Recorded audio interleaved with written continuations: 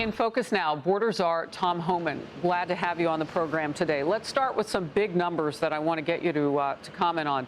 2.5 million people have left this country, either by DHS removing them or they've self-deported. Talk to me, among them, how many were criminals and what kind of success are you having?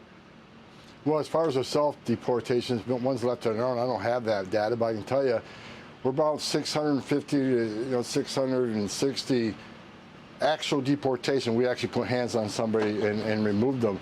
And the latest numbers I've seen, about 70% of everybody we're arresting are criminals. So, we're talking about hundreds of thousands of criminal, public safety threat, illegal aliens that we have deported.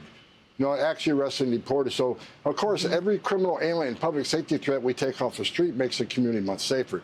So President Trump's keeping his promise to American people, making this country safe again.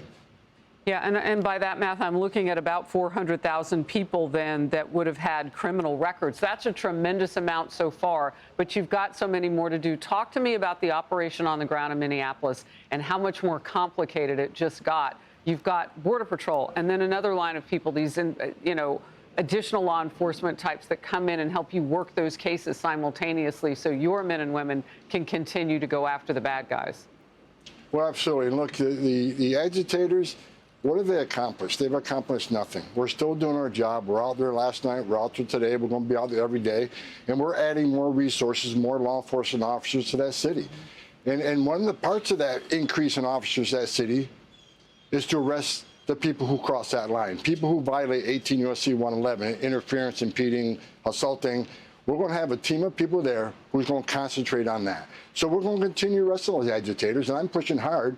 Let's post agitators on TV. Let's announce every day who's been arrested for interfering and impeding with our officers. Look, this is a dangerous job. It's always has been a dangerous job. I've done this for a long time.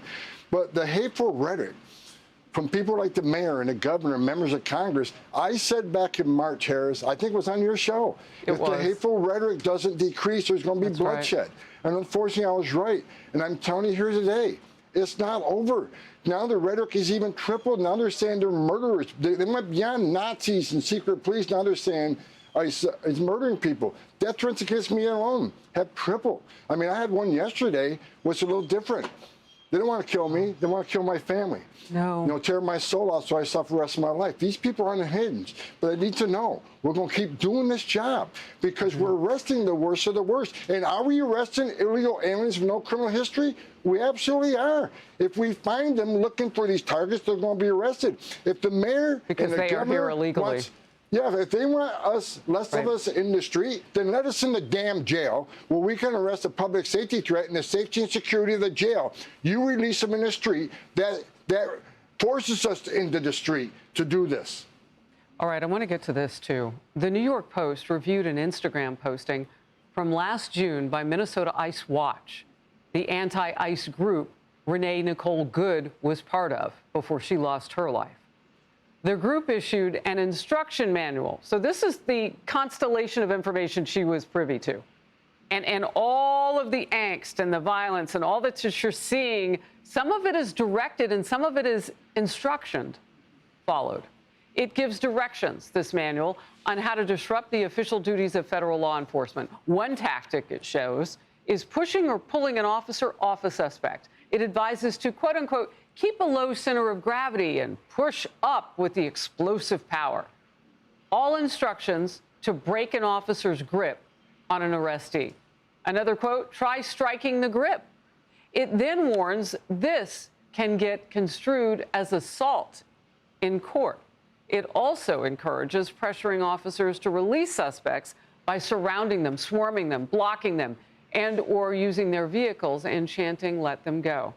The manual, Tom Homan, warns these may be crimes when in fact they are all federal offenses. So it could be a crime. They're all crimes. They're federal offenses. The last page of the manual actually offers this illustration. Please look up at your screen. It's protesters breaking the law by obstructing arrest. Most of that advice, straight up felonies, Tom Homan. Your reaction? Well, I just left the meeting about 20 minutes ago here at the White House. I can't say a lot, but let me say this. Okay. We are aware of this coordinated effort. We are aware that this is being financed. We are aware that there are actual groups, well coordinated, to attack the men and women of ICE and to try to prevent them from doing their jobs. Accountability is coming because we're working very closely with DOJ, the FBI, HSI.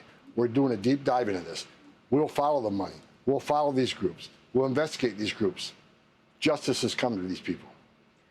Border Czar Tom Homan, I appreciate your time today. Thank you. Thank you. Click here to subscribe to the Fox News YouTube page to catch our hottest interviews and most compelling analysis.